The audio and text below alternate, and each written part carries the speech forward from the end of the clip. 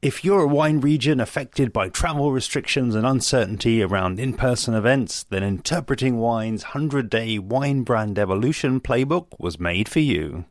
This complete program leads and supports you step by step to implement multiple powerful marketing channels in your business. It's also guaranteed to deliver over 500 hours of wine trade engagement in 100 days or your money back. Learn more at interpretingwine.com/brochure.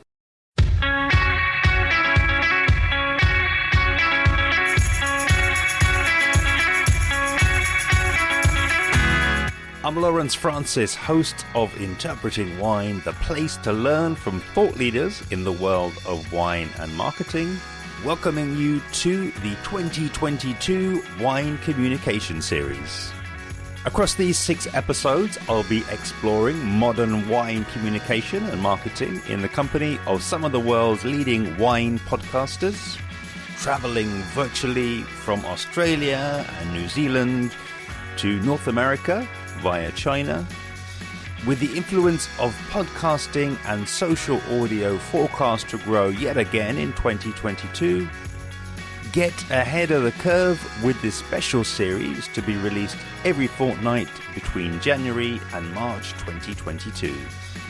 If you haven't already subscribed wherever you're listening, then sign up today so you don't miss an episode. We continue the series in the company of wine communicator Natalie MacLean, host of Unreserved Wine Talk podcast. Her 2 books, Red, White and Drunk All Over and Unquenchable, were selected as an Amazon Best Book of the Year. She's the wine expert on CTV's The Social, CTV News and Global Television's Morning Show. Natalie was also named the world's best drinks journalist at the World Food Media Awards and has won 4 James Beard Foundation Journalism Awards. Today we preview her upcoming memoir, described by Natalie as the most personal thing she's ever written, and she reveals the innovative way it's being marketed online. Let Natalie and I know your favorite part of the conversation by commenting on the special episode post at interpretingwine.com/insta461. Enjoy. So I do have a bottle that sort of started it all, that aha moment or aha bottle, and it was a Brunello. I'd grown up on the East Coast, Nova Scotia, where it was wine and beer, or sorry, not wine, but beer and whiskey on the table. Not that I was drinking that as a tot, but I didn't get into wine until I finished graduate school. So I didn't have the money, I didn't have the interest, and I didn't have that family background that would have led me naturally into having wine. And so my then husband and I went out for dinner a lot because neither of us cooked. And I remember the first time we went to a small Italian bistro just around the corner from our tiny little apartment in Toronto. And he said, well, do you want a Brunello? And we thought, sure, sounds like a great pasta dish. And he brought just 2 plain tumblers, no fancy sniffing or sipping, and poured this wine. And I just remember as I brought it up to drink it, didn't even notice swirl or sniff, but I remember the aromas and I thought, wow, what is this? And then I tasted it and I had another wow. And I thought, this is unlike anything I've ever had, alcohol-wise or otherwise. And that really not only gave me a thirst for wine, but a thirst to find the words to describe the experience so that I could have it again and again and again. And, for me, it was only later as I started writing about wine that I kind of realized what was happening in that moment. One of my favorite writers is actually an American writer, MFK Fisher, in the 1940s. And she said, when I write about hunger, I'm really writing about love and the hunger for it. And I kind of think of that when I'm writing about wine. It's our hunger, our thirst for love, and especially what happens over a great glass of wine, whether it's, the conversation, the connection, the communion, the love. I think that is what we're all seeking, to get really fundamental about it. And then beyond that, it's not just love, but it's lust as well. So I tend to write about the buzz of wine, the sensuality. And in fact, a reviewer called my first book, Red, White, and Drunk All Over, a bodice ripper, kind of in the style of Jane Austen or something like that. Not writing wise, but at least the sensual part. Because sometimes I think we talk about wine as though we're wearing, business suits and sitting in a boardroom. It's all gray. And yet wine is so alive, so sensual. There's so many parts that it brings forward in us. Yeah, absolutely. Yeah, and very, very, very poetic. I like the bodice ripper, or maybe it should be a sort of a cork ripper.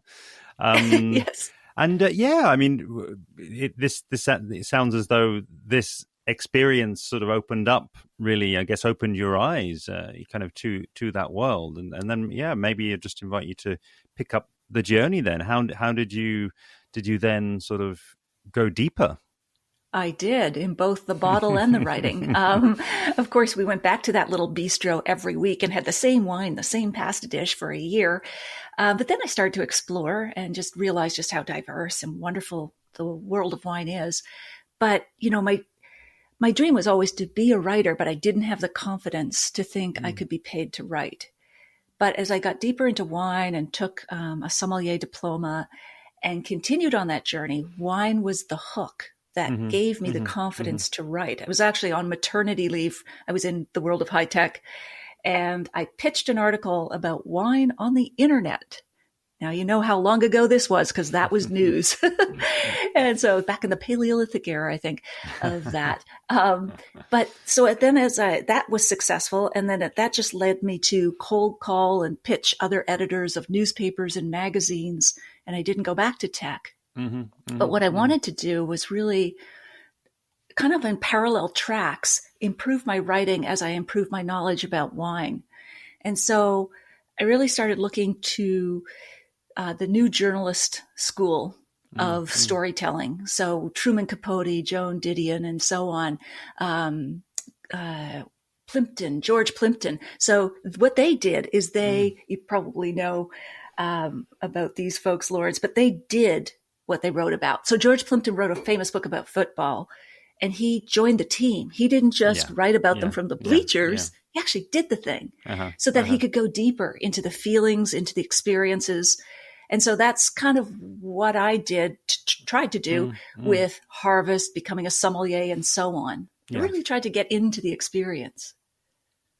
Yeah, absolutely. And I think you reminded me, there's an expression that I use a lot, which is wine is not a spectator sport. I think that, it's one of those, incredible pieces of storytelling, of geography, of art, but ultimately it can be drunk. So, absolutely, why write about it from the bleachers? Why not get down on the pitch and start kicking when it's so accessible? I love that, Lawrence. Wine isn't a spectator sport. So just to expand on what I mentioned, but I went and worked the Harvest with Bonnie Doon, Randall Graham in California, who is crazy and wise and witty and gave me lots of great stories, but, actually picking the grapes and working inside the winery instead of just sitting down and interviewing him.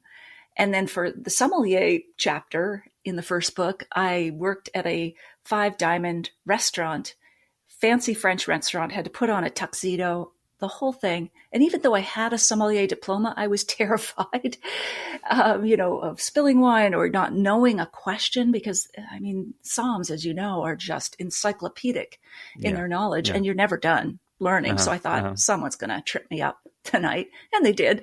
But that's part of the story. That's okay.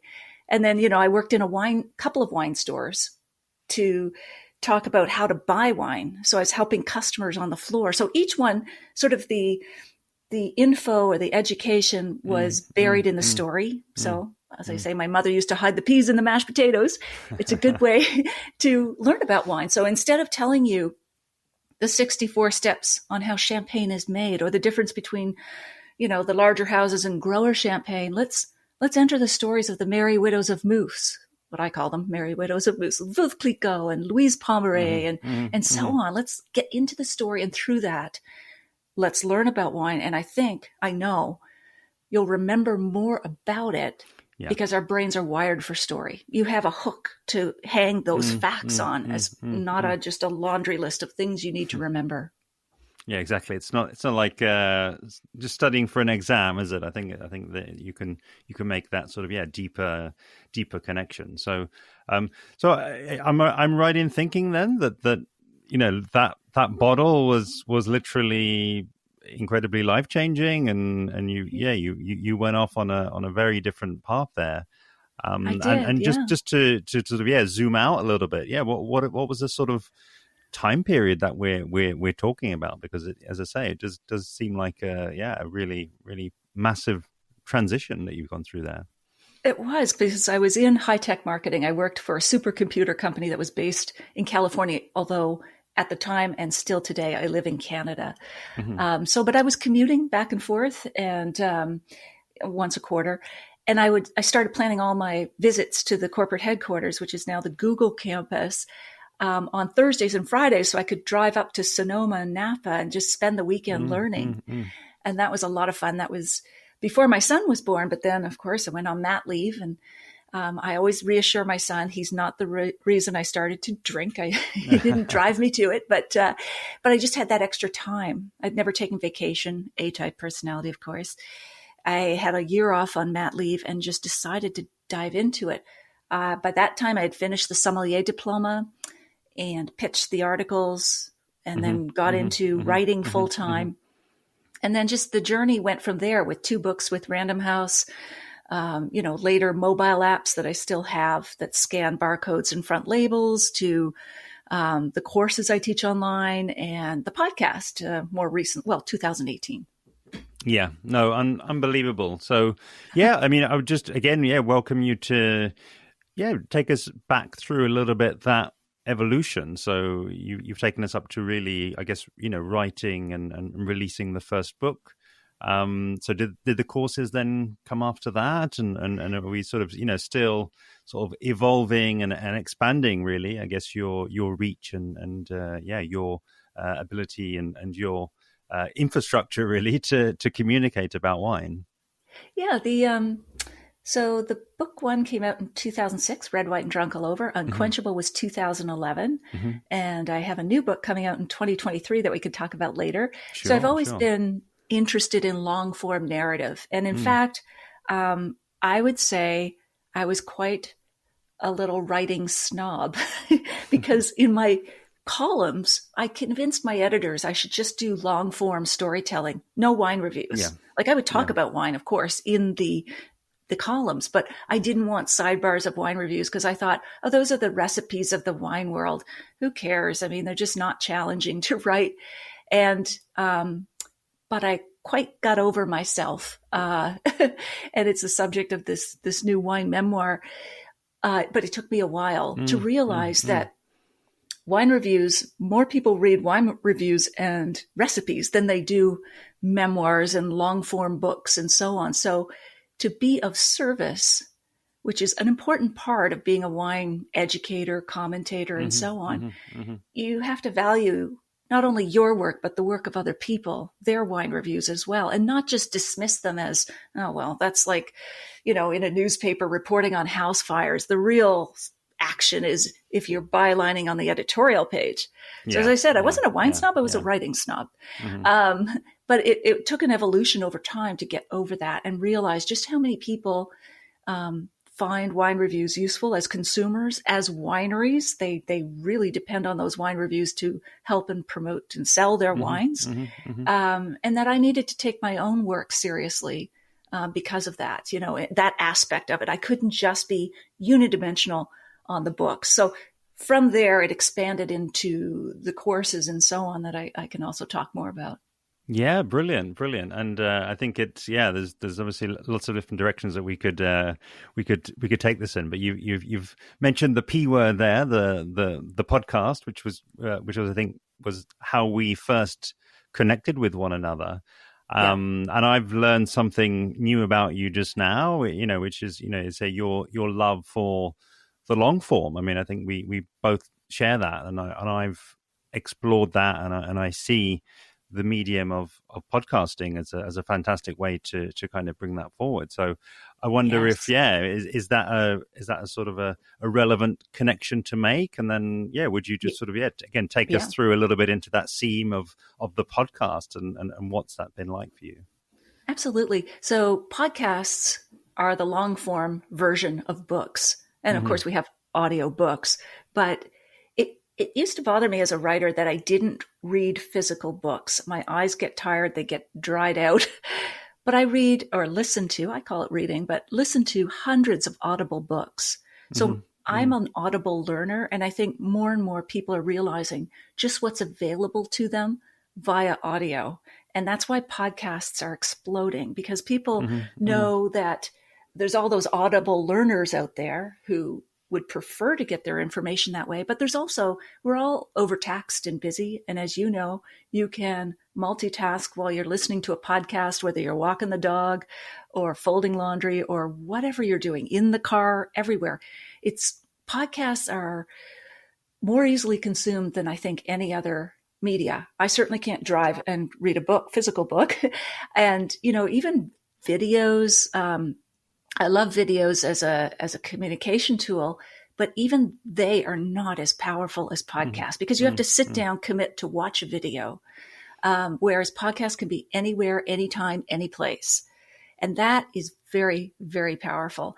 And then of course, beyond that, I just find that the human voice is so intimate and so telling. I mean, I know you know this, Lawrence, but, there's the pauses, there's the breath taken, there's the emotion that you cannot get on text, and that sure you can get on video, but you have to be sitting there and watching it. But with podcasts, you can have all of this intimacy and evoke that theater of the mind, where the reader, I still think listening is reading, but where the listener enters into even those spaces between what you're saying and co-creates with you what you're saying. They're envisioning the winery you're talking about. They're thinking about how that wine tastes through your voice. And I think that is so powerful. Yeah, 100%. And I think it's, something that I got to that place, I would say, over time. I still remember a time where I was scared to do an episode more than 20 minutes or so, because I think I was maybe overthinking it, and I thought, people they're only listening when they're commuting, or they're only listening when they're on the treadmill, and no one stays on the treadmill for more than 20 minutes. So I thought, I've got to keep it kind of short for those people. Do you remember kind of coming in with that awareness of audio? Because I think maybe it's something that's developed over time, but if you sort of had that already, I think that's really fascinating as having that confidence really to go deep right from the start. So Lawrence, picking up on what you've just said there, and you probably have more up-to-date stats than I do, but I know that people finish long podcasts. They've done industry studies where, I don't know what it is, 60, 70, 80% or more finish an hour-long podcast, whereas the average playtime, attention time to a Facebook video, you're lucky if you get 3 to 5 seconds. That's considered a view. So think about how committed to the long-form podcast listeners are, just as book readers are. They're in it. And to me, going deep inside either of those two media means, loyalty. It means understanding, connection, conviction. And that's what we want. I mean, we're all hit with, hundreds, thousands of social media messages and texts and emails and billboards and everything else that consumes our attention. But you've got someone, even if they're multitasking, when they're listening to a podcast. And so, I mean, for me personally, I've always found the most gratification in writing long form narratives. So I thought there's got to be a corollary there with long form audio podcasting. Even before I could listen to audio books, I had a satellite radio by my bed as a child, and I would listen to the BBC blow in and out over the Atlantic because I just wanted to listen. Yeah, yeah. It was just magical, right? And even when people today read my books, if they listen to my podcast, it's almost like a ghost effect in a good way. They're hearing my voice read that book to them. There's a lingering impact and effect of being a podcast listener. And, I think proof is that, when you publish a video, people can stand it if the video part, the seeing part is a little fuzzy. They cannot stand it if the audio is off of what people are saying. Like, it's like watching Netflix and bad dubbing. It drives people crazy. And to me, that says audio is more important. It's more fundamental to who we are. And the worst audible book reviews are those that have narrators whose voice does not match the original author's content or, message. Yeah, but that's super powerful, really. I think, to have that awareness and to kind of come in, with that worldview and that appreciation of, as you say, just how powerful podcasts can be. It was actually one of the main reasons why I really started and tried to grow my Instagram account at the same time as starting the podcast, because again, it was I knew that it would be a non-visual format through which I'd be making a connection with people, and sort of back in 2018 there were lots of wine tastings and lots of events and ways to connect in real life, and I didn't want people to not know what I look like because I think people they hear your voice, and I think you can't help but make a visual picture of somebody. Yes. Even if somebody's never seen me or seen you, if you give them a tape of one of our podcasts, they'll fill in the blanks, and I often align listening to audio to exactly the point you made earlier around it. It's like watching the book versus watching the movie. It's like the director and the actors and everybody, they have to lay it out there for you with the video and the film, but with the book, everybody has their own unique experience, and I'm convinced that there's something very similar happening with podcasts and other audio as well. Yeah, there is. And with podcasts, you get this extra bonus. I mean, there's so many bonuses, but it's a digital asset that has a legacy. Like, I get emails all the time that say, I just listened to your back catalog of 150 episodes. Yeah. People will do that. They will binge listen. Yeah. I've never had someone say, I've just watched all your Facebook videos. So it's portable. And even though things get updated and facts change and so on, it's evergreen content because people will do that. Once they find you, they're already committed to long form. There's a good chance they're going to go back and just use it as a way to learn about wine or whatever your topic is, and listen to everything you've published. Do you have a view on why that might be? Because it's something that I have come across myself as well. And people, when we first connect, they'll often say, I'm starting back at number one. Yes, exactly. And like, good luck catching up. I'm on number 450 now. So, but I'm curious, do you have a view on why there is that seeming disparity? Well, once people discover any podcast, they're into it. I think they're pretty committed. It's so easy to listen to the back catalog. So, it's so easy on any podcast app or catcher to just start with this one and then go to that one. But it's not on Facebook to find, okay, where's her last video or his last video, or where are all of these things? The way the content is presented in apps, it's so easy. Once they get over the hump of actually signing up for any podcast and they find yours and they love it, boom, it's so easy to go through the entire catalog. Yeah, I can definitely see that. It's that multitasking just opens up the space, really opens up the possibilities, when you're driving or when I have another saying I have is that podcast reaches the places that other content can't. So it can just get to you in all those other places. And I think, where people who maybe have naturally the desire to multitask or just massively into wine and passionate about wine, and want to keep the conversation going, the audio gives them the opportunity to do that, which really no other medium can. So that's true. And you reach new listeners as well. I mean, you think about people who are blind or have some sort of vision issue. Mm-hmm. You're definitely suited to them. And I find, like, I stream, so I'll publish my podcast first, but then I'll stream the video of it, our video conversation of it. A week or two later, they're two different audiences. I always think, they're going to get bored. They've already listened to the podcast. Now they're here for the video. Yeah. It's actually two different audiences for the most part. Of course, there's keeners who do and listen, watch and listen, but people consume media in different ways. And so you have to come to where they are. But I think by far, podcast still wins over the video. The podcast, my podcast audience is far larger than the viewers on any particular video.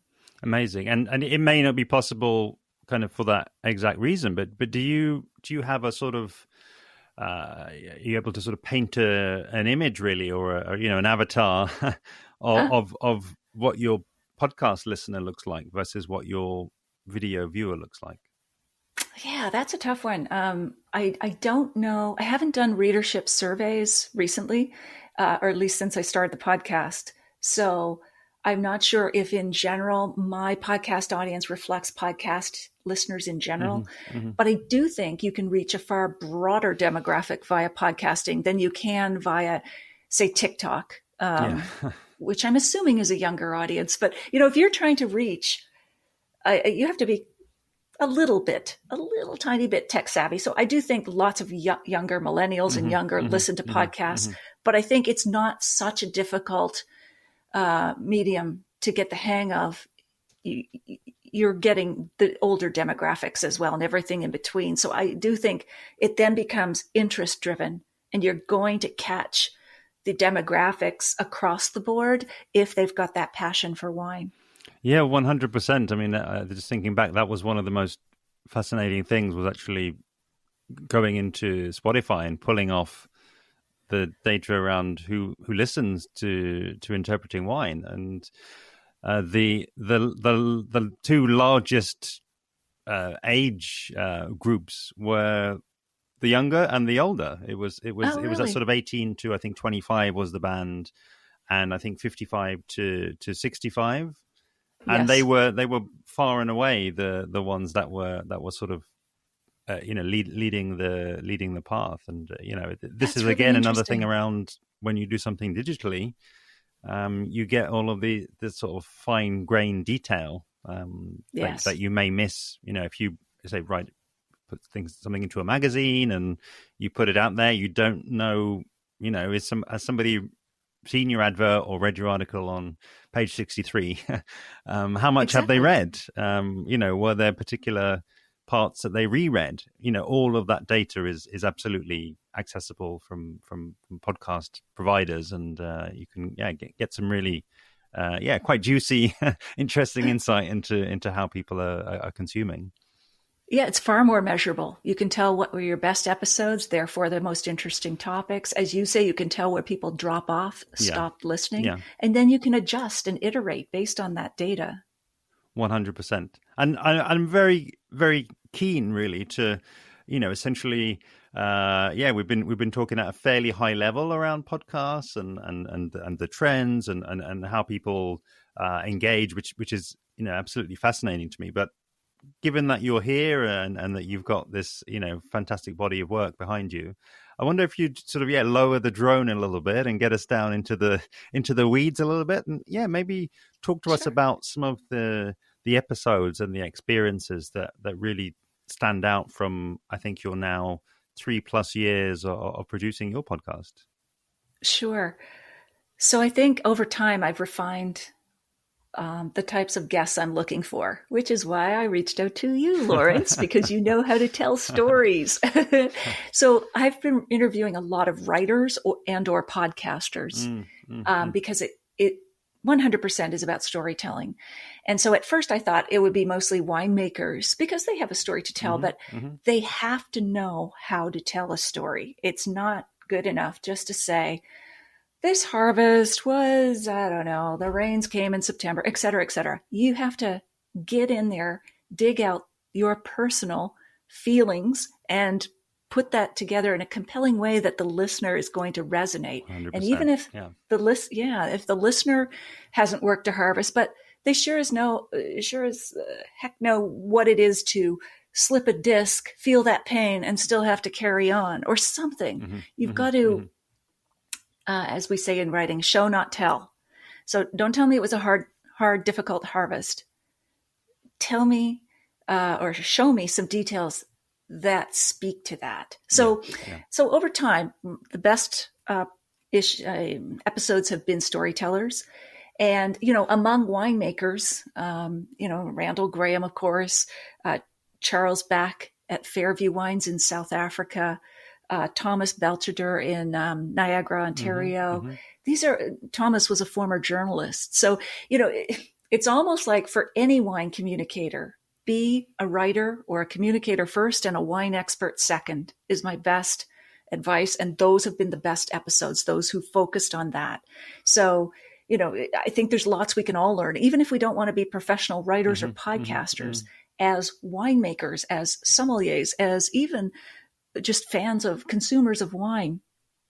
You can improve, you can up your communication game by learning from the best. So there's so many great books like Stephen King on writing. He wrote a book that's kind of a memoir biography about writing tips. Anne Lamott's Bird by Bird, Writing Down the Bones by Natalie MacLean. I can send you these for your show notes if you like. They're amazing for anyone. You don't have to want to have be professional at it. But I think we all need to become better storytellers. So back to your question, the best episodes have very much been storytelling winemakers. And then I really do focus on writers and podcasters, especially those with new books coming out or who have podcasts that are engaging. So you're in that category, Lawrence. Thank you.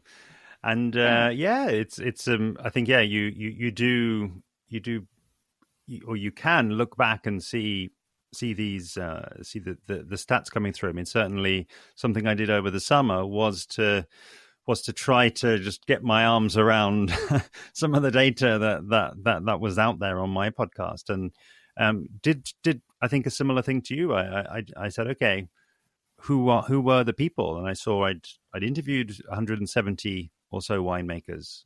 I'd interviewed more than 20 masters of wine, and I'd interviewed sort of in the teens of educators and people who teach about wine. And I saw that gap. I saw that gap in my audience, and actually, it was the educators who were number one, and there was quite a bit of a gap there, and I inferred something very similar, that if you're an educator, you are communicating, and you also are usually doing it in a long form. You're needing to hold people's attention. You need to have those hooks out there, as you quite rightly say. You're needing to take them on this journey, and it's not sort of wham bam, thank you, ma'am, and here's just a visual or an audio version of the tech sheet. It's actually more around a story and making sure that person is going to be, I guess, as engaged at the start of your lesson with them as they are at the end. Exactly. The hook is everything. You have to dive in feet first. Think about your favorite mystery novels. They start with a line that's right in the middle of the action, usually. My mother wasn't the first one I thought I would kill in my professional career as an assassin, but it turns out that was it. And so there's no backstory. You don't lead up to, I was born in Kansas or Concord, Maine, or wherever. And then eventually, I didn't like my mother. You've got to dive in feet first. And then you get the permission, once you have their attention, to back out and give some backstory and whatever other points you want to make. But you've got to hook them right up front. And do you think that can be done in an audio format? Is there an equivalent of that? Yes. Well, there's a couple of techniques. I mean, every audio podcast, I put a little snippet at the beginning of my podcast that is the juiciest bit of what someone said. Even before you hear the intro to my podcast, nothing else. I do it in my newsletter too. I don't have a graphic at the top. I have the juiciest bit. Sometimes it's a personal bit, a la Laura Belgray, our favorite, amazing, our favorite copywriter, right? Get right in there. And so you'll have the juicy quote, just a couple sentences or whatever of them speaking. Intro, then the 3 questions, because you want to open a loop, right? We're not only are we wired for stories, we're wired to know what the answers are. So, in my most recent one, I interviewed Mallory O'Meara, who just published the book Girly Drinks on the history of women and alcohol. Fascinating. My questions were, did you know that Queen Cleopatra in Egypt had her own private drinking club with Mark Antony, and that's how her empire fell? Did you know that the first wine bars were actually designed for women, not men? Did you know about alewives and how the church shut them down? They were the first beer makers. So you want to find, okay, what are the answers here? So you open the loops. So you tease with something at the beginning, open the loops. For me in podcasting, that's jumping in feet first. And then I introduce the guest and we go into it. Fantastic. And you, I think, have been, one of the leading wine podcasters out there now since, I think you said 2018? 2018. 2018. Yeah. It's been a lot of fun. And again, from a slightly different angle, I'm curious as to, what your output has been like really over that time. Have you grown consistently by putting out sort of regular content that I guess the audience kind of comes to rely on and to look forward to, and has that changed at any point at all over that last sort of 3+ years? Sure. I mean, what's changed is I've gotten fussier about my guests because I get pitched probably like you, Lawrence, with lots of winemakers. And it's like, I know you're the 3rd generation and you pick between the raindrops, but give me a story. So I've gotten fussier about the guests. I tend to pursue my guests rather than them come to me. But there's always an occasional exception when someone knows how to pitch a story, or if I think they can tell a story. They might not have pitched it right, but if I think there's a story there and I can draw it out of them. So that's changed. I've always had the podcast once a week, and I've just followed my own personal interests of what I'd like to learn about. My podcast, probably like you, has been a form of my continuing wine education. It's how I learn and push further into my own knowledge of wine. I love your idea, though, and I'm going to talk to you about this on my podcast, Lawrence, but I love your Netflix series kind of approach. So we're going to dig into that because I think that's fascinating, the way you'll do 5 or 6 episodes on a particular topic or region or whatever. I haven't ever done that. And I think that's kind of interesting. But really, I mean, the evolution has just been drilling down on interesting guests and stories and following my own passions and interests. I get a lot. I'm always watching who's got a new wine book or drinks book. It's mostly wine published because usually A, they're motivated to promote it, and B, they know how to tell a story. Yeah, absolutely. And what about where people are listening? Has that also changed over time, or is it stayed fairly consistent? I do get lots of emails, and anyone listening to this is welcome to email me at Natalie@nataliemaclean.com if you've got a comment. But I also love to know where people are listening. And I start my videos with that too. And so it's often, this multitasking, doing something else, commutes. Well, they used to be bigger than they were pre-COVID, but people came back to podcasting even during COVID, and now that it continues, they find other ways, whether it's lying down for an afternoon nap or doing other errands, physical errands. The podcast audience has continued to climb. You think, it's going to diminish with commuting gone, but it hasn't. It's grown. People found new ways, and new people found podcasting as they searched for ways to entertain themselves now that they had maybe an hour or two freed up from not commuting. But I get bizarre answers too, like in a submarine, at the zoo with my kids, so they'll download that's another thing that people can pre-download. And even when you don't have internet access, you can still be listening. So it's everywhere. There's no escape. There isn't. And once we find you, you must listen. That's it. I love it. Yeah, I think my favorite ever one was being tagged on Instagram. I think it was a New York state. I think it was Finger Lakes farmer who had 4 hours of leaf blowing to do on the tractor. And I was honored to be in their ear during that, because it was a fairly repetitive task. Just keep the tractor straight, they had the attachment to do the leaf blowing so that they didn't have to get down, but just keep it straight, don't go off path. And oh wow, that was That's great. The audio to drive by. No, it wasn't because you're a blowhard yourself. No. It's just the leaf blowing.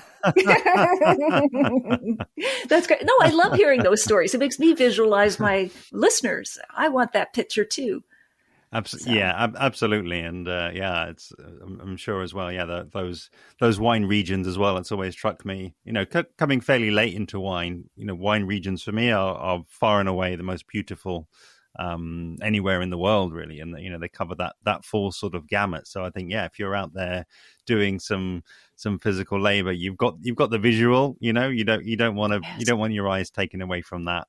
But you probably got the ears open and the ears free as well. So and Lawrence and I both want to hear from you. Where are you listening to this? Absolutely. What are you doing? Keep it clean, but what are you doing? The thing that probably surprised me the most was being based in London. I assumed that UK would always be my biggest audience, and it was that way to begin with. But even in the first year, it was 40% UK, 25% US. Wow. And last year and now through into this year, the US has now overtaken the UK. So I think we can definitely say that. I think some of the other stats out there around. I think the US's thirst for wine and thirst for wine education. I think all of these other trends are great to kind of have out there and kind of try to triangulate. And I think that's definitely coming through in podcasts, which is already a channel that they've embraced and they've embraced at certainly a higher rate than we have in the UK, but we're catching up. Yes, absolutely. And it's just such a bigger market. It's 10 times that of Canada. And even though our percentage of podcast listeners is greater per capita, the US is so much larger. And so, we get lots of US, UK as well, Australia, and of course Canadian. Listeners. This is it. All those sort of English speaking markets. And I think the thing that's always been interesting for me as well has been that countries like Spain and Italy and Portugal, a lot of them have the approach and the strategy to export their wines, and I think that they seem to like targeting those markets, because I think you do have a drinker and certainly a trade that is educating itself and is essentially equipping themselves with the knowledge to be able to share that producer story and that regional story and to really create compelling written and audio content based on that. Absolutely. And for Canada especially, but also to a certain extent the US, we don't have a long tradition of winemaking as you do in Europe. And we're not the center of wine trade as you were in London or are. So it was beer and whiskey if you go way back in history. And so it is North America is thirsty to learn from many wine cultures and learn about many wine types. We're not as, I'm just imagining here, if you're born in Bordeaux, you probably grew up drinking Bordeaux, and that's kind of what the main thing is. I know people are all branching out these days, but it's so diverse in North America, the thirst to learn and the thirst for wines from different countries. Fascinating. And possibly my last direct question about the podcast, but I always do this. I always get when I hear an interesting answer, then another question will always come up. But awesome. just just noticing that you've mentioned beer and whiskey a couple of times, and I'm just curious. And have you always kept your topics focused on wine and people related to wine? Have you ever been tempted to broaden out if that's not the case yet? Sure. Well, my podcast is called Unreserved Wine Talk, but I could add maybe a tagline: P.S. Whiskey too, or beer too. I haven't focused on beer and whiskey or spirits in on the podcast. It's something I consider. Again, it would be based on the storytelling, and I think there's plenty of stories in beer and whiskey. Now, some of my, especially the writers I've interviewed, also write about other drinks. So Mallory O'Meara, the book I just mentioned, she writes about bourbon and so on. So we do touch on those topics as well. So it's something to consider. I want to make sure that I'm still focused, as a, I don't know, brand positioning, if you will, that, you come to me to learn about wine, to hear wine stories. But, I also talk about wine and spirits on television here in Canada quite frequently. And spirits are usually part of that mix as well. So I do probably more spirits and beer on the TV work that I do than the podcast. Yeah. Okay. And this is perfect alignment, because my next question was actually going to be around wine communication, but really broadening it out into those different channels. And I'm just aware that we haven't spoken about the work that you do with the television in Canada. So I wonder if you just sort of paint us that picture of how did that come to be a thing, and what does that currently look like? Sure. So on my first book tour, Random House was amazing, and they took me across the country and down through the States and booked me on radio and TV shows. I had no idea how this happened, but it I would never be able to do that myself at the first time. But they had a publicist dedicated. It was the good old days when writers actually did do book tours. And so I made a lot of contacts with various hosts and TV radio producers. And a number of them said, okay, this is fun. We've had a great chat. Why don't you come back and just talk about wine? Not necessarily your book, but let's talk about wines for the holidays, wines for chocolate pairing at Valentine's Day, wines for whatever. And so I returned to those places, and they would introduce me via my book, which was great for the book, but we talked mostly about other topics, wine related. Same thing happened with Unquenchable, my second book. And so now, so I've been doing TV much longer than podcasts. But what's happened, especially with COVID, is that I'm doing remotes now. Like you and I, we're talking right now. The TV stations all had to pivot to that. And so what that did was enabled me from my office, where I am now, to go on shows across the country. And so it's never been crazier or busier than right now, because everyone wants to talk about holiday wines. But, this week, I've spoken about holiday wines on 12 different television shows. But I can do it because it's right here. It's so easy. Yeah. And I don't have to fly to, Saskatchewan or down to Halifax. So my focus has been largely on Canada. It'd be great for the sake of book 3 to branch out to the States. But that's kind of how it's really changed. I like it a lot. And being a natural hermit introvert, I love being able to just, get a nice blouse on, wear my shorts, which is what I'm doing now. Probably too much information, and just do get the heating remote on, I guess, and you've got exactly. well insulated homes over in Canada, I'm sure. Exactly.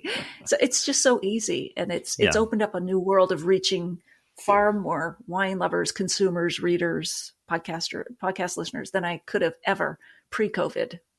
And is there a sense that is going to be sort of staying around as we go into to 2022? I mean, I've certainly seen in the UK, program here, Saturday Kitchen, where they have the sort of the regular drinks expert on, and they were always previously in studio. They then went to being on the screen, and then they're back in the studio as far as I can remember. But I'm just curious, is there a sense of you will kind of never go back to being there in person, or is that still up in the air? Well, as an introvert, I hope I never have to go back to a studio. Thank you. And it's just so time consuming. But anyway, first world problems. So, I live in Ottawa. Toronto is an hour flight away. And so if I'm on a morning show in Toronto and have to be there physically, usually I'm staying overnight the night before. And I'm happy to do that. But so far, no one's asked me to travel.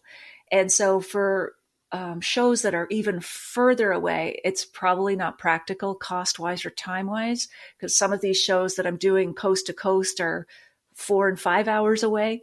But we've had such a good experience doing it, and the hosts keep asking me back. I'm hoping it will stay either like that or at least hybrid, where perhaps I go physically to the stations that are closest to me, but for those further away, I'm hoping that continues. It looks like it's going to, because it's easy for them as well, but we'll see. Fascinating. And I think that gives us a really interesting window into wider wine communication. And I think, fascinating that there are so many opportunities, I would say.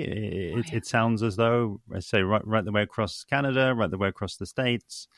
Looking back, maybe, broadening it out potentially as well. What do you think has been, some other major developments in terms of wine communication, really, since COVID and over the last sort of 18 months? Are there themes and strategies maybe that you see particular regions or particular wine styles or magazines using to keep the audience more engaged? Well, I think the one that jumps out, it's probably not going to be surprising, is just the plethora of online wine tastings and then consumer acceptance of not just tastings, but online courses. Because I know during COVID, and it continues to this day, my own online courses have exploded in terms of the number of people registering for them, which is awesome, because not only can I earn a living at this, but the people are connecting with each other around the world. And I think that is really important, whether we're in a pandemic or not, that connection, that feeling like I have a group that I belong to who shares my passion. A lot of Psalms and, even WSET 3s and winemakers take my food and wine pairing classes, because a lot of the other designations, official designations, don't dive into that quite as deeply as I do. That's my passion. It's all about food and wine pairing, my courses. And it's just so much fun that, you have these professionals, Psalms and so on, taking it, but you also have beginners, because food is so universally accessible. We don't worry about, the vintage of the roast chicken. We're not trying to figure out, all of that. But so if you take people into the world of wine through food, I just find it's so much more, well, as I say, accessible, but it also brings together that spectrum again of both the experts and the beginners. And we can talk on one level without anybody feeling embarrassed or bored about food and wine pairing. So, we take the deep dive into, shellfish or, takeout food. It's a lot of fun, and, but still applying the principles of what's happening here chemically in your mouth, that sort of thing. So that's really changed the whole consumer acceptance of online learning and the delivery mechanisms. Now, I came from the world of high tech, so I had this set up, fortunately, before COVID. Like, I had all the systems, and, we do live interaction. There's pre-recorded stuff. So, if they're on the go or they miss the live session, they always get the videos. They know they have lifetime access to everything, which is very different from a one and done kind of in-person course. So amazing. And I'm so interested in that dynamic that you're describing there, Natalie, because I think it's something that I have touched on at various points through my journey, and just that idea of, I don't know exactly why, but we are in wine, people, again, huge generalization, but people will be more reserved to give an opinion about a wine than they will be about a chocolate or a beer or just, I think, just about any other kind of liquid or substance out there. And I'm just curious, like, did you kind of, in a sense, bake that interaction and that that openness into the courses and into the structure? Maybe give us a little bit of a peek behind the curtain in terms of how you draw people out in what can be quite a sort of a scary subject for certainly people coming into it for the first time. Sure. So leading with food helped. So my flagship course is called the Wine Smart course, a full-bodied framework to taste, buy, and pair wine like a pro. And so that captures, as I say, both those who are new to wine, but also the Psalms and WSETs and so on who feel that's missing from what they've been able to study online or in person. And the engagement, again, it's not as socially stigmatized. There's not as much tension because we're talking about roast chicken first or whatever. It's far more granular than that food-wise, but people will venture an opinion more about food as the entry point. And then, of course, online, you're not sitting in a physical class afraid to raise your hand and look stupid. You can, with an online class, even if it's live, you don't even have to have your camera on. So I get lots of people easing into it who just are not comfortable. And then eventually, as the course goes on, or even as an evening goes on, I see them flip on their cameras. They don't have to, but people warm up. Once they know it's okay and no one's going to be made a fool and that all questions are welcome and it sparks the discussion and people say, I felt that way too. I mean, I think that's what books and memoirs are about, but classes can be that kind of warmer learning environment that gradually gets people from where they are to where they want to be in their confidence. I love it. Yeah, I think just, again, making connections to the various events that I've attended, and I don't know that there's any that have ever started with food. Thinking back now, most start with geography, and right. You would say there's a logical route there to talking about geography and potentially some of the features or the characteristics of the wine that then informs.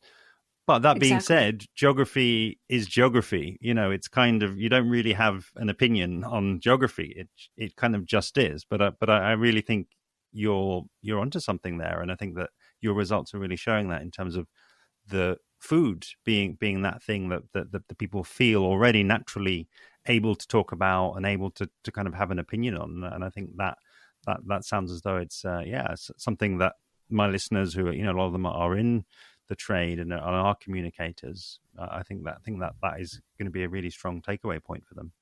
That's another food, and isn't I think it? there's a parallel. That's great, Lawrence. And, you know, I do think there's a parallel with starting a book with your hook, your feet first, starting a course with the food will draw them in. That's the hook. And then we can back out and say, okay, these wines would go with the food. So let's tantalize and destigmatize or get them relaxed with the food. Let's talk about, just pull it out of the examples, but roast chicken. Okay, everybody's relaxed. We're talking about roast chicken. And then, you know, what seasonings, if we had time with it, if we had this, if we had that, and people are contributing and like, how could this be done? And then let's back out and talk about wine styles that go with that. Why? Well, why takes you right to geography. Your geography is your backstory, but you have to earn their attention first. You have to make them relax first. And I think food will do that. Yeah, absolutely. And I'm also, you maybe you don't want them too hungry either. I guess if you're talking about food and they're hungry, then their mind will probably end up in their stomach rather than on the content.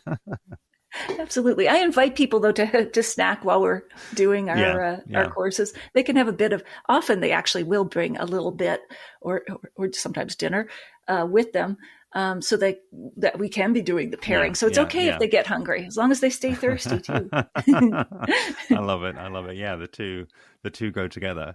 I'm delighted that you mentioned Laura Bell Gray already, who is somebody who I discovered this summer, actually, from her various podcast appearances, and you know, she's a fabulous copywriter and runs copywriting courses, and Yes.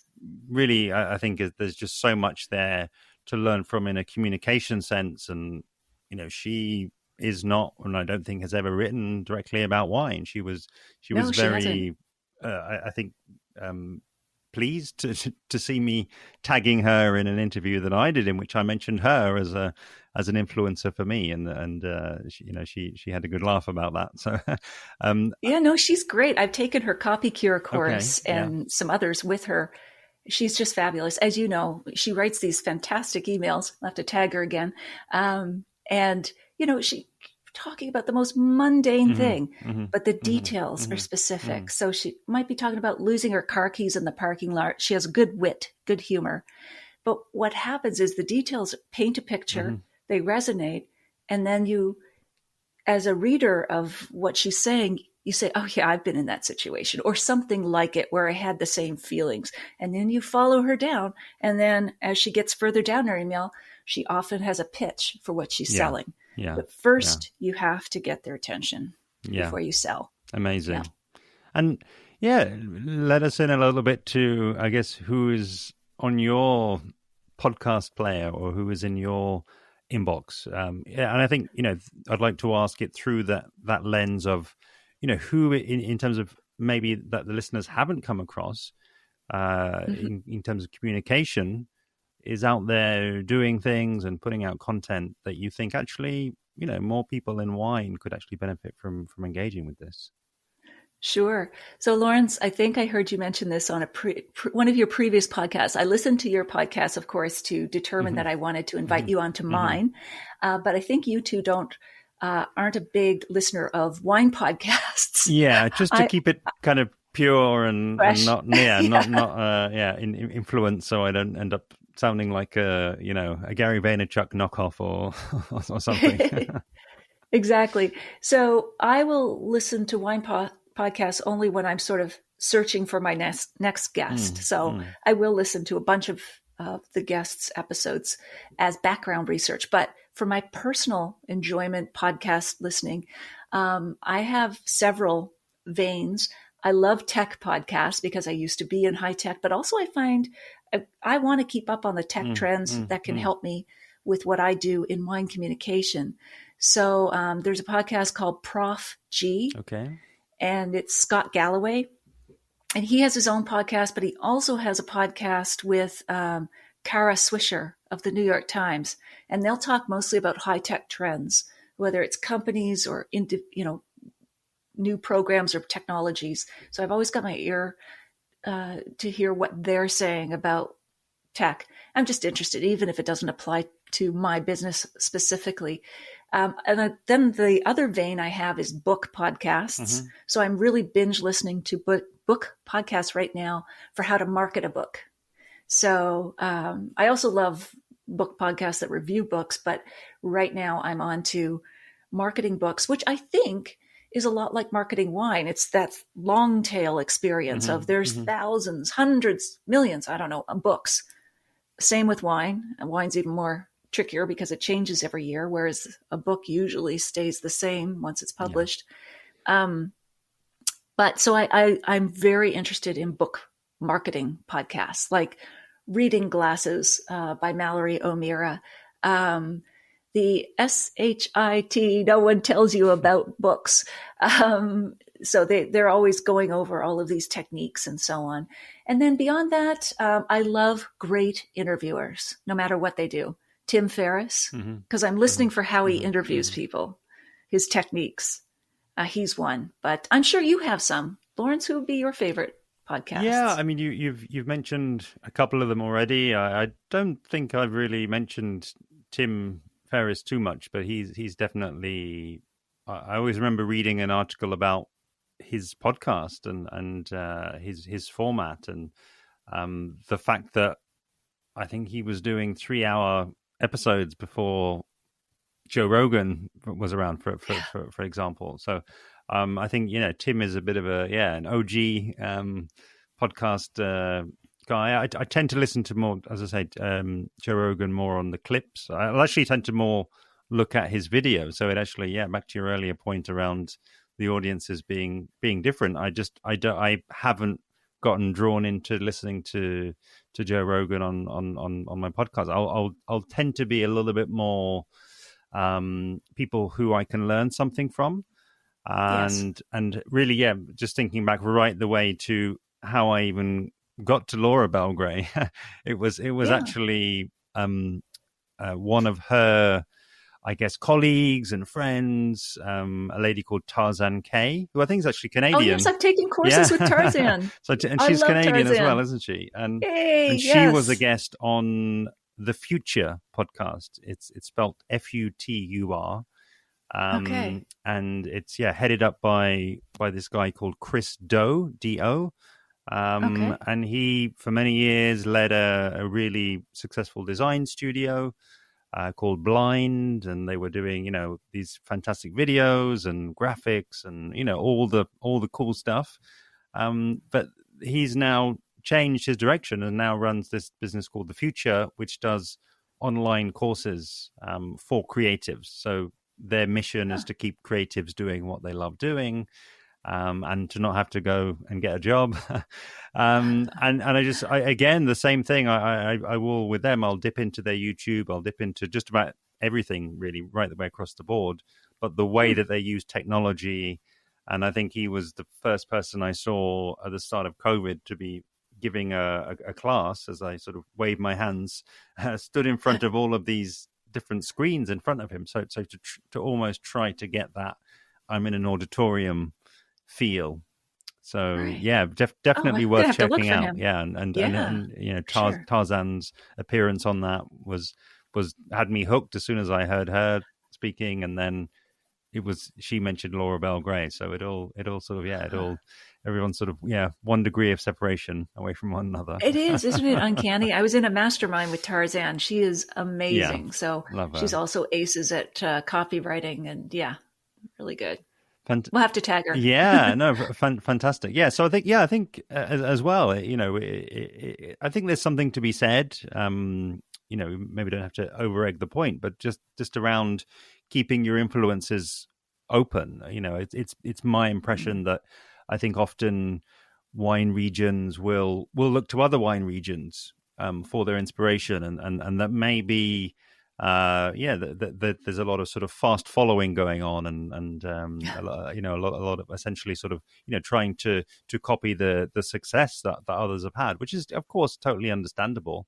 But I think also kind of one of the wonderful things around our current state of communication is that you've got lots of different channels to try out, and even within Mm. those different channels you can be running experiments, and you can be making content for a particular demographic over here in that region, and for somebody quite different over there. And actually, I think something you said, which really resonates, get what it does, it opens a conversation. It actually lets you, again, break the fourth wall and actually Hmm. have that direct contact with people, which is, I think, so valuable. Yeah. And I think still something that I think wineries and wine regions, I think, can certainly learn from. Yeah, absolutely. And what you're saying reminds me. So that conversation happens because people will email you far more Mm-hmm. based on a podcast or a personal newsletter than anything. I really don't get emails from, Facebook Mm, video mm, watchers mm, and that sort of mm, thing. mm. But just speaking about technology, I've been using some new software for beta readers of my new memoir. And it was incredible because as they were reading the text, they were doing comments and emojis and all the rest of it. And I felt we were in conversation because they'd say, "Oh, yeah, I relate to this and that." And so, I think when you get into the long form, and the two that stand out again, to say it again, podcasts and long form books, Mm-hmm, that is mm-hmm, mm-hmm. where the conversations happen, not just a little tweet or a Instagram post. I know everybody's hep up on Instagram, Yeah. but I don't see sales coming from Instagram. I do from podcasts and books. Yeah, this is the thing, and and I talk about this more on my Instagram feed at Interpreting Wine, I just bring it up simply because it's something that I mentioned a few weeks ago, and actually, again, I do have a lot of empathy around the reasoning behind this, but I do see a lot of wine regions literally putting up 10-second videos on YouTube, and if the view count is kind of all that you care about, then that's the way to go, because you get somebody there, and I think a view counts after sort of 3 seconds. But I just always ask myself, how much value can you actually pack it? Yeah. Better be a pretty amazing 10 seconds. If you're gonna tell a story, if you're gonna pack in even a little bit of value there, if you're gonna engage and make something that's quite memorable, it better be a pretty phenomenal 10 seconds. Exactly. Exactly. Because it's not about just hooking the first consumer, the person to buy your wine the first time. It's about ongoing loyalty, and that requires a story. Yeah. If you want purchase and repurchase and going deeper and going up your, more expensive wines or whatever it is, that requires a relationship and storytelling. Yeah, absolutely. And maybe that's the sort of the influence of TikTok coming through and influencing YouTube. But again, I think there's something to be learned that the people who are creating those TikToks that do draw people in, they are telling a story, but they can tell it in 5 seconds, or they can tell it in 3 seconds. But that is obviously a very quite a relatively new skill, but again, I think something that will be increasingly important as we move forward, and as our attention gets pulled in so many more directions. Absolutely. I want to just close off, and I think give you really the chance to take us a little deeper into your memoir. It's something that I'm happy that you've hinted at, and maybe you're there using your own techniques there, sort of opening those loops about the memoir right from the start. That. So hopefully we saw what I did, and you it's worked on me as well. So I'm now super curious to hear more about this book, and it sounds like a fascinating development process, and take us into that process of really how that came to be off the back of two quite different books. Well, thank you for asking, Lawrence. Yeah, this one is quite different from the first two. So the first two were kind of like wine adventures. My inspiration for them was Kermit Lynch, Adventures Along the Wine Route. On the wine route. And so he would go to different places and talk to wacky winemakers and, who had a story to tell. I'm sounding like a broken record, but that's what I did in Red, White, and Drunk All Over and Unquenchable. I found the most interesting winemakers in the world, and I went to visit them and did things with them, like whether it was shark diving off the coast of South Africa, or milking goats and paring cheese, or whatever. So it was first person, but it wasn't really a memoir, and this one is. So this one, they say writing a memoir is like living your life twice, which can be good or bad depending on what part you're writing about. But in this memoir, I'm writing about the worst vintage of my life, my writing life, both personally and professionally. It was the year I got divorced, but also I experienced a blow up on social media back in the heyday, 2012, when Twitter was even worse than it is today. But I won't go into all the details because I do want people to actually buy this memoir. We were just in this week with publishers. Fortunately, I had multiple bids on this memoir. And so we'll find out Friday, or we'll decide Friday, who the publisher will be, but I'm very excited that it's going to have a home and be published in 2023. The timelines are really long for publishing. They always have been, but especially with paper shortages and COVID, that's normal these days. So this is a long tease since it's not coming out till then, but it's been a real journey. I had to shift my mindset almost like from being a reporter, as I was in the first two books, to actually being a character in my own book, because memoir really does, more than anything else in nonfiction, take the techniques of fiction. So there's character development, there's plot development, there's like the narrative arc and so on. And you really, really have to dig down. It felt like emotional fracking. It was like, oh my God, do I have to go there?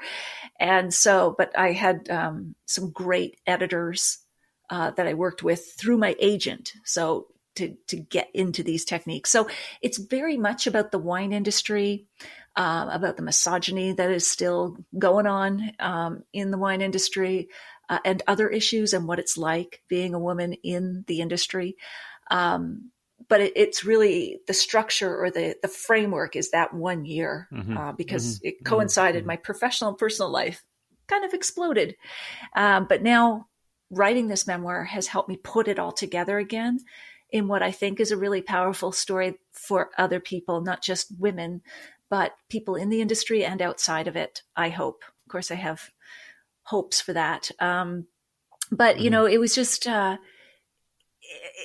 It's unlike anything I've ever done. It's the hardest thing I've ever done because it's so personal. Putting a book out there, I mean, putting a wine book out there versus a wine memoir is kind of the difference between going on an interview for a job you want for the first one versus going on a date.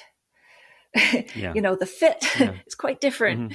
A job interview versus a date. And it just hits more personally. So that's kind of the overview of what this is about. And I will be revealing the title and the cover as we go along and move toward 2023. But on my podcast, I'm going to take people through the journey of publishing that book. So I'll still have interviews with other folks, but I'll always start off the podcast now with what's happening with the book so they can follow the journey right from the time it's bought this week by a publisher to publication. So I want to share that story too. I love it. Yeah, I alluded to earlier around that idea of breaking the fourth wall, you know, and actually seeing behind you and you know, getting an insight into your life. And I'm again sort of taken back to an inspiration of mine, Gary Vaynerchuk, which is that, you know, that sort of document, don't create, and I think that will be a phenomenal journey for the existing podcast audience, but I think, and I imagine it also makes good business as well, because I think it will give you that content that your existing audience can kind of hook somebody else with and say, you know, you're writing a book, or you're interested in the book writing process, or, you know, you just want to learn deeper and communicate better. It feels as though all of those things will be coming through on that journey, and I think it sounds like an absolutely brilliant decision to go ahead and do that. And I hope you know, it's something, just to draw the parallel, a winemaker could do, or a sommelier studying for the Master of Wine. Take people on the journey with you, because they'll be more invested. First of all, I think it will make a good story. But second of all, they'll be more invested. So in the case of a winemaker, maybe it's like, you know, weekly reports. I'm here in the fields and there's, you know, the blight is on this vine and I don't know, financially we're having trouble or whatever. But take them on that whole roller coaster ride, and they will be more invested at the end in your success and your product. So I am hoping, it is a business strategy, that people will be more invested in the book and actually buy it, pre-order it. Pre-orders are important, people, but hardback not yet. Still, is that also? I remember reading that once. Hardback pre-orders as well, or any pre-orders? Yes, pre-orders. Yes, depending on if it's published first as a hardback or paperback. Okay. Memoirs tend to come out in paperback unless you're, you know, Michelle Obama or somebody like that. But the pre-orders matter because it signals to bookstores, to Amazon, to the world, print more. This is going to be a successful book. And that momentum becomes a virtuous cycle. But that's the first harbinger, the first telltale sign that the book might have legs. So pre-orders are really important. So even though you can't pre-order this book yet, please do when it's available. Okay, I love it. I'm so happy with our conversation, and we've too. covered so many different interesting areas, and I'm really Absolutely glad fascinating. to And I hear know this we could of geek you. out all day on podcasts. I know. I just know this we is could it. keep going. I feel as though I've been a little bit restrained and balanced. But that being said, I would really like your voice to be the last one on the episode, and really for you to talk about where people can find you online, and presumably where they can sign up for your podcast and hear the journey of your upcoming memoir over the coming year or so. You're a dream interviewer, Lawrence. Thank you. So people can find me online at my website, nataliemaclean.com. So there's no H, NATALIEMACLEAN, nataliemaclean.com. You can find the podcast if you're already a podcast listener with Lawrence's podcast here. So just search in your podcast app for Unreserved Wine Talk, or my name. Again, that'll find it too. And then for your listeners, especially Lawrence, I'd like to offer them my free wine pairing guide at nataliemaclean.com/interpret. And for all of those who download the free guide to food and wine pairing, I will pick one winner from your audience, Lawrence, who will get a free scholarship to my flagship course, the Wine Smart course, a full-bodied framework to taste, pair, and buy wine like a pro. And then 2 more people will get signed copies of my books. So I welcome everybody to join me there, or just email me, Natalie@nataliemaclean.com. You can find me all the ways and all the social channels as well. If you know someone who would enjoy this episode, please share the direct link, interpretingwine.com/461. And if you really enjoyed it, please leave the episode an iTunes review on the same link, which really helps people find Interpreting Wine. Don't forget to head to nataliemaclean.com/interpret to download the food and wine pairing guide, and to be in with the chance of winning either a course scholarship or signed copies of Natalie's books. And why not let us know your favorite part of the conversation on Instagram by commenting on the special episode post at interpretingwine.com/insta461. Next time on the Interpreting Wine Communication series in episode 462, I'll be speaking with Jermaine Stone of Wine and Hip Hop Podcast in the closing episode of the series. See you then.